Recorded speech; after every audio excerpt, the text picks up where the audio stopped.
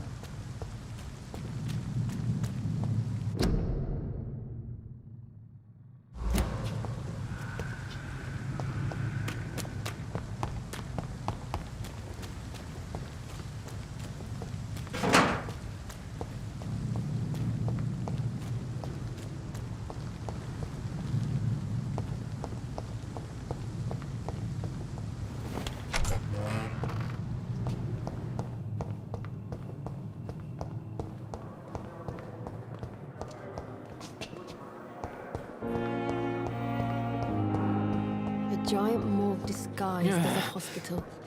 What's Pembroke nowadays? Good evening, Mr. Elwood. Soldier, do you need assistance? Not really. I think you caught something in this bloody hospital.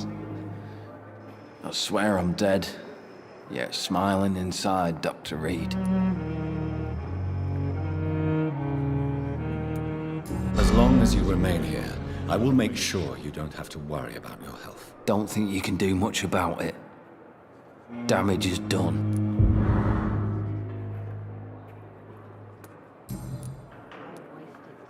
Why do you feel responsible for the injury, Thomas? What really happened? I wasn't disfigured by any German shells. It happened during my leave. It was an accident. Tell me what really happened then. I went with a whore in Rouen. Dead drunk I was. The hotel was a shithole.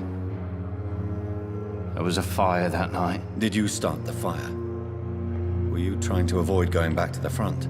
That's not uncommon, you know. No. It's just that I was asleep when the flames reached the room. The girl was long gone. Bitch never woke me up. Left me to burn.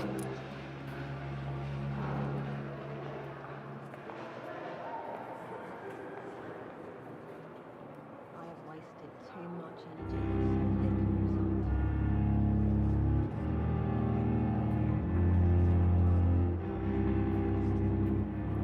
so little result. Why lie about it? Come on. It's one thing to come back disfigured by the Germans, and it's another to get injured in an accident that could have happened to anybody. Reconstructive surgery has been very successful for some soldiers. I don't want to wear a bloody mask for the rest of my life. I'd rather stay here and just be forgotten.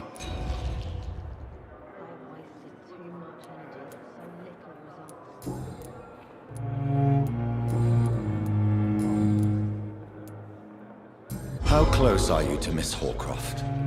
Are you aware that she thinks she is a vampire? To wait for her next nibble is the best reason to stay here. Every time she approaches my bed, she treats me like something tasty. A normal person. Aren't you afraid? She may hurt you if the game goes too far.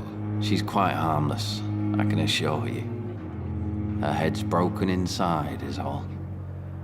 While I'm busted on the outside. But she's still beautiful. Living proof that there's hope for me.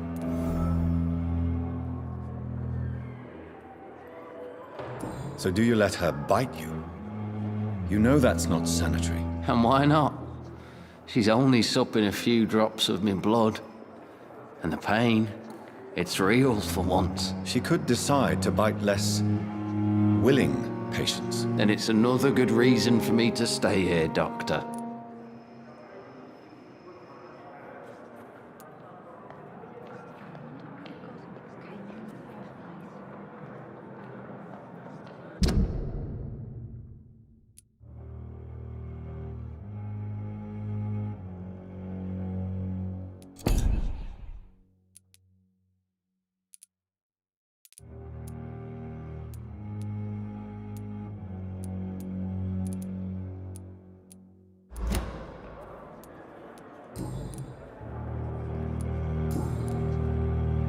Goodbye for now, Mr. Elwood. I've wasted too much energy for so little result. It's here again. Simpletons, these nurses. Bred with no respect.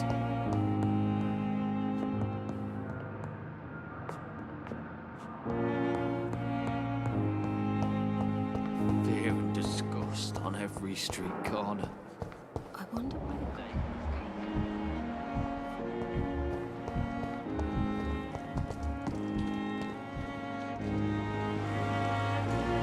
Good evening. Good evening, Doctor.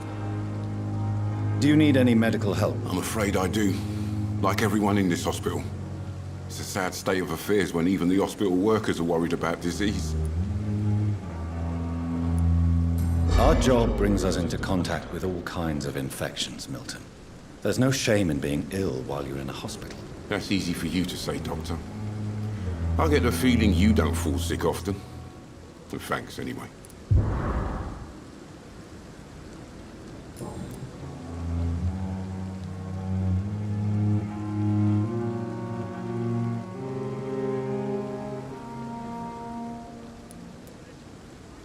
What's going on between you and Nurse Hawkins? Pippa's tired. Tired of all this shit. Tired of all those corpses piling up. She's as depressed as I am.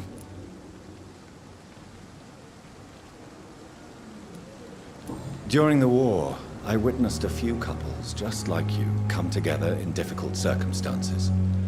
It can be very damaging. Maybe you're right. But we support each other. And that's all that matters. You do realize you could both get fired. Hospital staff are not meant to have intimate relationships with one another. Come on, Dr. Reed. Do you know how many rules are broken in this hospital every day just to keep it running? There's nothing wrong with what we're doing.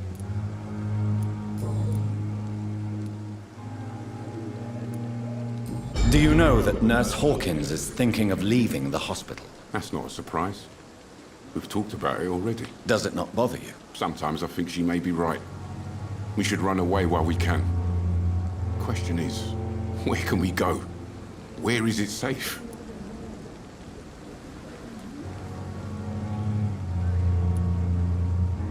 Tell me why you're extorting money from some of the patients here. If a patient wants a bed, he'll have to pay me a little fee. That's all. Where did you get the idea for such an immoral scam? Funny you should ask. The first time it was from a patient who bribed me to get a bed. It's only then I realized I could make a fortune. Admit it. Nurse Hawkins is more than your lover. She's also your partner in crime. Of course she is. How else could I tell which bed is free? I need to know that. Have you no shame? Don't you see this city is crumbling down? Today people are ready to pay to get a hospital bed. Tomorrow we may be fighting for food.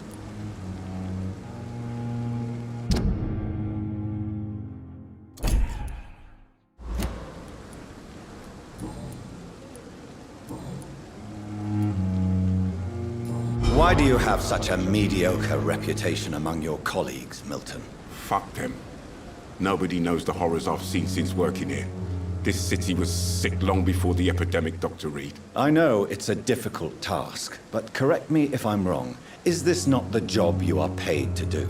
I've seen babies left to die while their brothers were properly fed.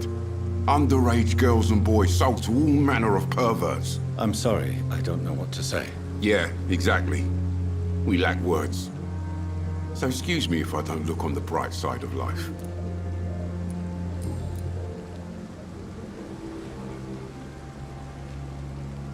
Goodbye, Milton.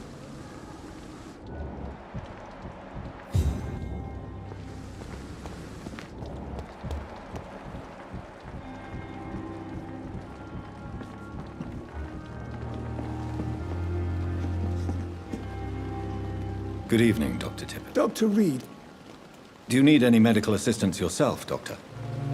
come on. Don't be ridiculous, dear colleague.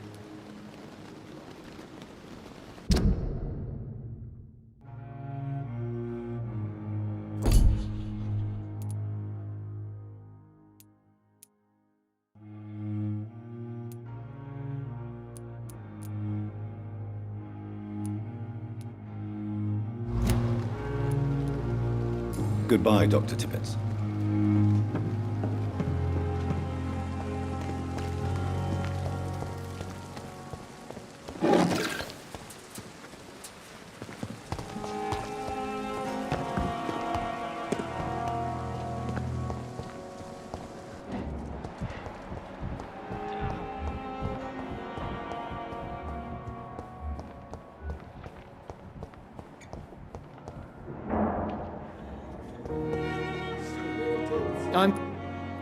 Do you need my assistance? Don't be ridiculous. I'm capable of dealing with this myself. I've just not taken the time to do so. Then you are lucky that I have taken the time to do so. Consider it a gesture of solidarity between professionals. I wish this hospital could have received as much attention from you, Dr. Reed. We do not see you in surgery very often.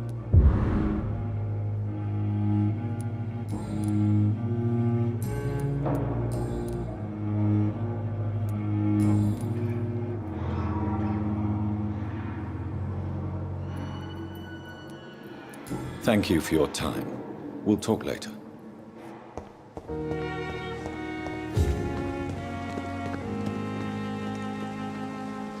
Good evening, Dr. Reed.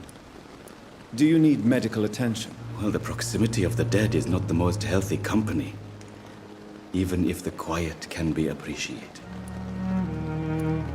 Don't take too many risks with your health, Mr. Chidana. None of us are immune to this disease. And that is a good thing. Death and disease is a constant reminder of our mortality. But you have my thanks, Dr. Reed.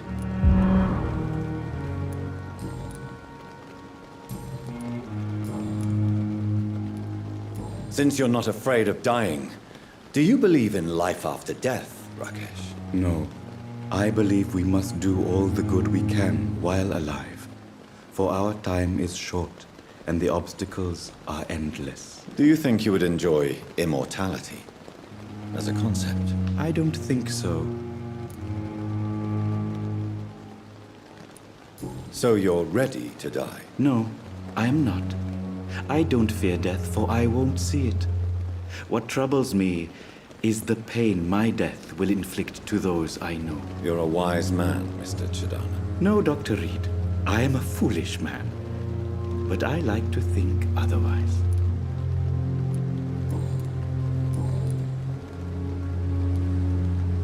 Please show me what you have. Of course.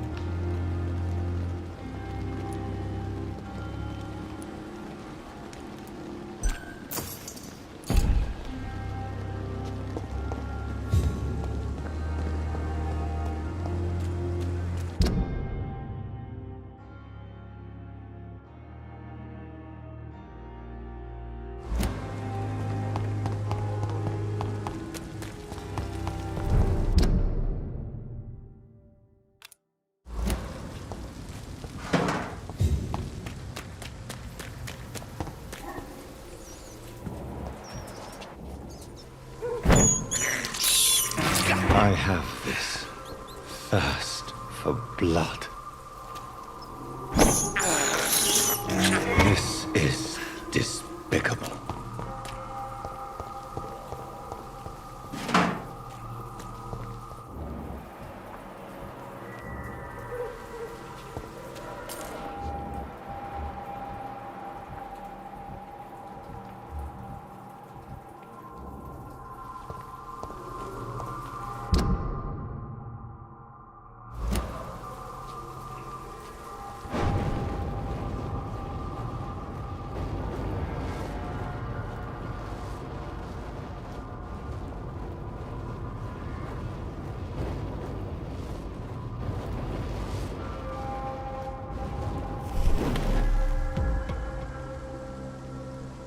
Step away, sir. Stop! Right now! Go back home, idiots!